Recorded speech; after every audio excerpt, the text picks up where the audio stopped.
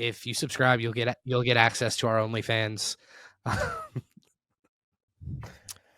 Welcome back, everyone. Delayed slightly by like 10, 12 days. Welcome back.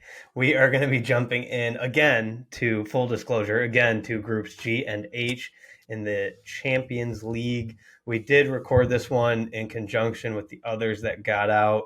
However, there were some technical difficulties there down in Texas.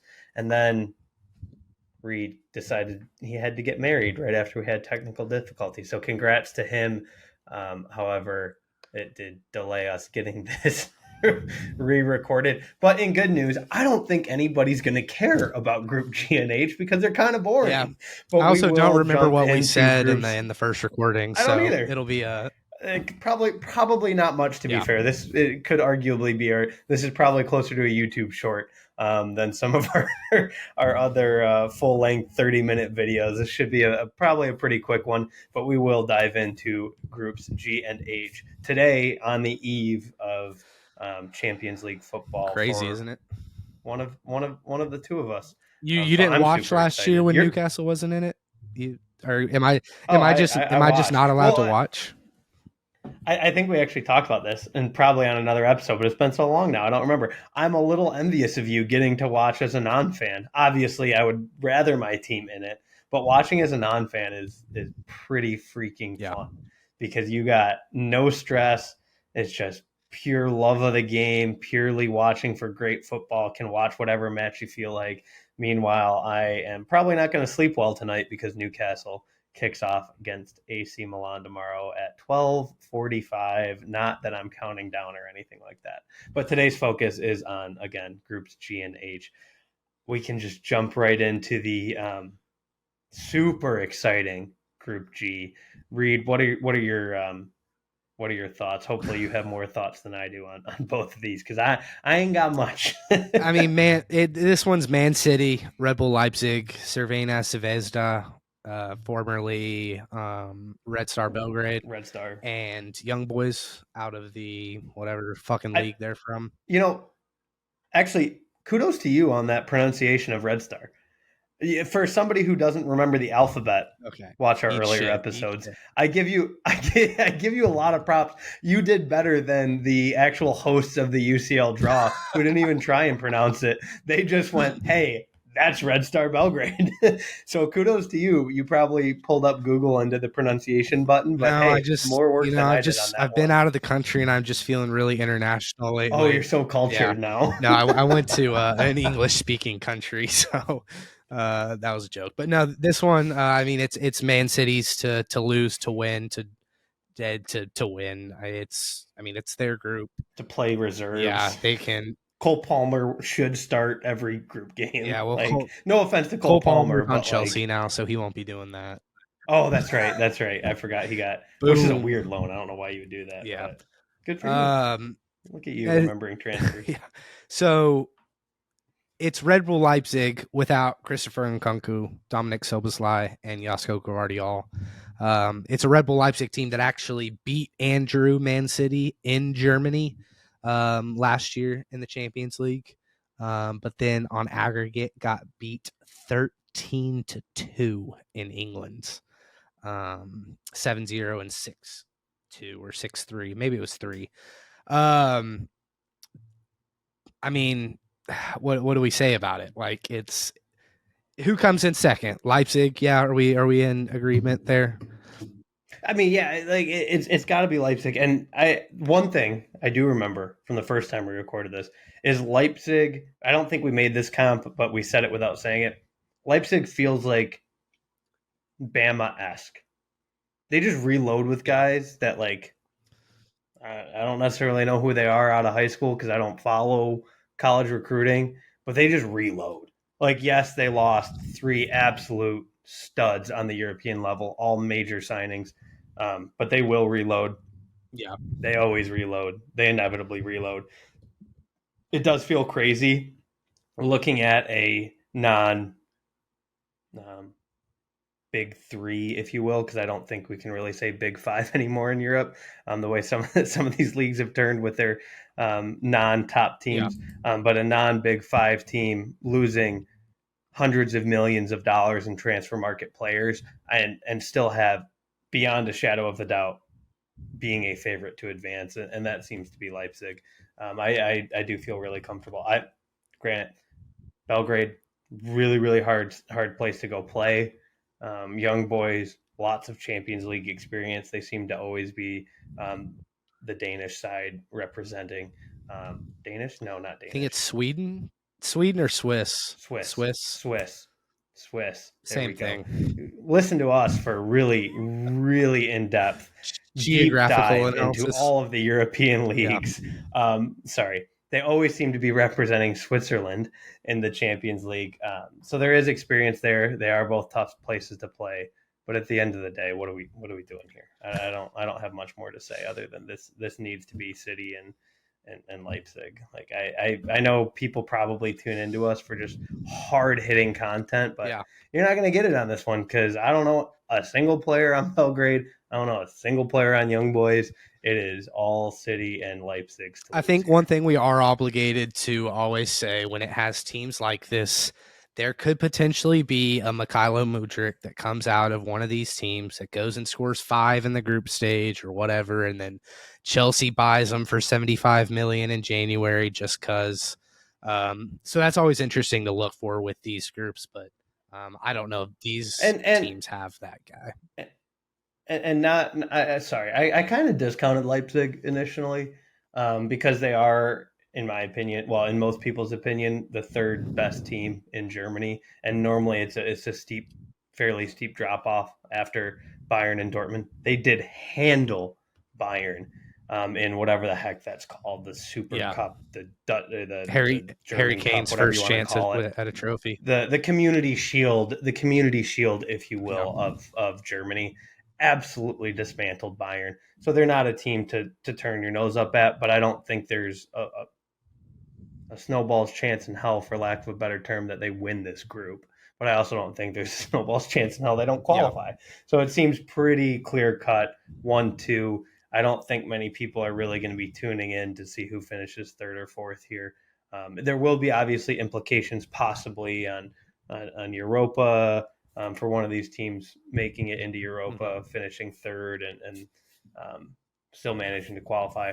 Leipzig has looked very, very good. 3-0 against Bayern, 3-0 against Berlin, who is also a European side, 5-1 in another one of their matches. So Leipzig is a very good side. They have reloaded, but I'm not going to sit here and tell you Leipzig's a dark horse to win this group, because at the end of the day, it is defending champion City, who are no worse than they were last year. Yeah, and who have the monkey off their back, and they're going to be playing freer. And yeah, it's dangerous for whoever's in City's path, and these three teams are. Kind of a side note on this group, if you guys think Red Bull Leipzig sounds familiar, it does. There's a Red Bull New York, there's a Red Bull Salzburg. This is a footballing system, and a lot of that helps Leipzig reload. It's kind of like it feels like a minor league farm system in many ways. And It that's is. saying a lot because Salzburg is always in the Champions League as well, always a quality side, always reloading. They don't necessarily always reload from Red Bull New York. They don't have quite the flourishing academy there that they have in Europe, but those two top Red Bull teams are always well represented in Europe and always reload no matter who they sell in a given year. So do some research on the Red Bull kind of system. It's interesting. It's fast. We should honestly do Yeah, an yeah, we episode should. when we're scrounging for midweek, because yeah, the Red Bull system is fascinating. It's, in terms of European football, brand new, Yeah, if you will. It's kind of like the America of countries, or of football yeah. clubs, brand new, but pretty powerful, and not to be ignored. But they are. It is a brand new system. A lot of money's been pumped into it. It is a fascinating system. All that being said, City ain't losing this group. Yeah. It is what it is. Fun fact: 4 years ago was the last time that Red Star Belgrade, won, or Belgrade, however you say it, won a Champions League match. And 31 years ago, Red Star made it to the knockout rounds. So, can they end the 30-year drought? No, but No. Yeah. I'm sure they'll have fun. Let's move on to the final group. This is Barcelona's group. It is Barcelona. My page is loading. Sorry, guys. Barcelona, Porto, Porto. Shakhtar, and Royal Antwerp. I think in our draw analysis, I said this was a group of pressure because on the face, Barcelona should easily get through this group. Porto is no walkover. Shakhtar certainly has potential. However, this is definitely Barcelona's group to lose, similar to Man City's. But they've cracked under a little bit of pressure in Europe lately. So we'll see if Xavi can get those guys ready for the group and get them through. I expect Barcelona to get through. I am going to pick Porto to win the group, but Barcelona will be a comfortable second. Are you really? I did that when we recorded it first. I mean, Barcelona's rolling. Let me 5, 7. I mean, the pot one teams aren't going to They've win scored like every four. group. They've scored 14 goals in 4 games, 5 Okay, games the in La Spanish league's a Liga. farmers league outside of the top 7. It is. It is. I'm not even outside the top 7. Outside the top 4 at this point. Yeah. But they just absolutely shellacked Real Betis, who is not a team, is one of those kind of middling teams in La Liga. Barcelona won the league last year. I fully anticipate this to be Barcelona's to lose again, similar to the last group. It also seems like there is a very, very slim chance Porto does not advance. This is not the Shakhtar of last year or the year before. They are the premier team out of the Ukrainian league. They do always get the best Ukrainian players. There are certainly Ukrainian players of note, past, present, and likely future. But I there's just no way, and neither of those or one of those two doesn't qualify. I'm hoping Shakhtar does. I've kind of been. I loved Mudryk there. Hate that he went to Didn't he buy Chelsea a ever Shakhtar since. kit? No, not I didn't go full kit, but I got a sweatshirt because why would I you knew you not have bought something I that knew you says bought something. wax tap with a couple of hammers? Like that is fantastic. Like I had to Wax own tap. that. So, wax tap all day. So yeah, I'm hoping. I did though bet Porto money line on the road this week at Shakhtar. Obviously, home field advantage is minimal for Shakhtar due to the circumstances in Eastern Europe, which is kind of a shame because they are Even known before the as war, they being haven't played at home in a very very long time. a long time because of the issues in Yeah. their It's region. Crimea, But right? even when it Crimea, is was, that where they are? yeah, Yeah. yep, yeah, even when it was in the Ukraine, though, they were pulling just absolutely rabid fan base. Very, very tough place to play. But I believe last year they played most of their Champions League matches in Poland, which just didn't have the same home field advantage. And that's where I think if Shakhtar did have some sort of home field advantage, even if it not being their actual home stadium, was able to be in the Ukraine, I think it could look a little bit different, just because of how rabid the fan base Yeah. is and how passionate that club is, and that country is around their club. But Porto has looked very, very good this year, handling business, doing typical Portuguese football things on a European stage, not allowing goals. I don't think they've allowed 2 goals in a single match all year. I believe they're 5-0 in the Portuguese Premier League.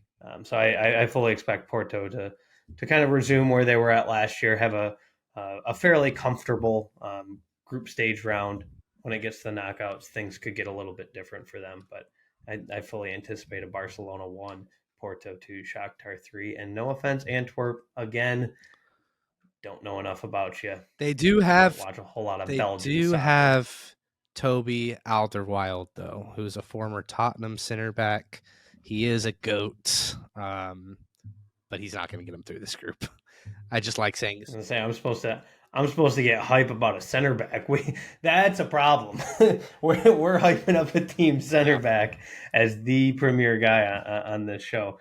I would not put any money on them advancing at all. I think this is a position though where Shakhtar could very well secure third and, Yeah. and go make a slight bit of noise in the Europa League possibly, or at least put a little pressure in the Europa Knock League. Liverpool out of Europa. I think that I would I would do things for that to happen. But it does kind of seem like this is another group where those bottom two teams are really going to be those two matches as a unaffiliated observer of the game. Those two matches against both in Group G and H will be extremely entertaining because they will be high stakes. Mm-hmm. Neither of them are probably getting out of Champions League group. But whoever finishes third will obviously be looking to qualify for Europa. So it will be high stakes, albeit not Champions League high stakes. Will be some high stake matches that are worth tuning into, or at least worth watching golazo to see them throw it over when there's a goal. Yeah. But I just don't have a whole lot to say on either of these groups. Sorry, everyone. I really like one last thing on this group. I really like the addition of Ilkay Gundogan with Barcelona. Yes. He is kind of the base that midfield needed with their youth. I think he obviously brings a lot of experience. He's a Champions League winner. I think he'll bring a lot of the leadership aspects and veteranness that Barcelona was hoping Robert Lewandowski would have brought in the Champions League last year. But I think Gundogan will really be able to be that three-piece band in the midfield of Pedri, Gavi, and Gundogan. Because I don't have a lot to say on the other two sides, I am very excited to see this Barcelona side in Europe because I by choice choose to not watch hardly any La Liga because it is not a very entertaining league for the most part. But Frankie De Jong, Gundogan, Xavi, and now Cancelo, now Chelsea Loney, Atleti guy, what's his Felix. name? Yes, João Felix. I forgot. Thank you. Yeah, like there's a lot to get excited about at Barcelona right now. There is a whole lot to get excited about. I don't think we'll have to get excited about them in the group stage, but it is kind of like if I had to pick it feels weird calling Barcelona by name a sleeper to make a deep run. But based off of their track record in Europe lately, they're probably not one of the favorites to make a quarterfinal, make a semifinal. But I would not be in the least bit surprised to see a Barcelona semifinal appearance with this team. I think they've done a really nice job considering their financial constraints to build a very competitive European side. Where do you think Barcelona ranks odds to win the tournament? I have it pulled up. American book, so name matters. 7th? 5th. No thanks. City. I'm excited about him. City, Bayern, Madrid, Arsenal, Barcelona. Who's right after PSG? Them?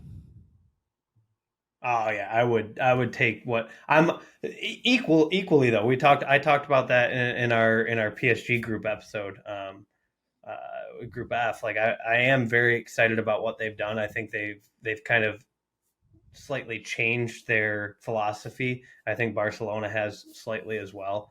I think both are extremely exciting. I would put PSG slightly ahead. I think it's more possibly more on name. But yeah, I think Barcelona has every capability to make a semifinal run, possibly further. I wouldn't put money on them to win it, but I think they have made a lot of right moves. Gundogan, João Felix, João Cancelo. I think they've added a lot of crucial pieces for a deep European run, and I don't really see them stumbling in this group at all. But you do, in a way. You think they'll finish second, which would make a semifinal run that much harder. Yeah. It would make it that much harder. Depending on who wins the other groups, if you got another surprise out there somewhere. But theoretically, yes, it would make it harder. So if you're going to bet on it, everybody bet responsibly. And just like Dylan does, we appreciate super responsible.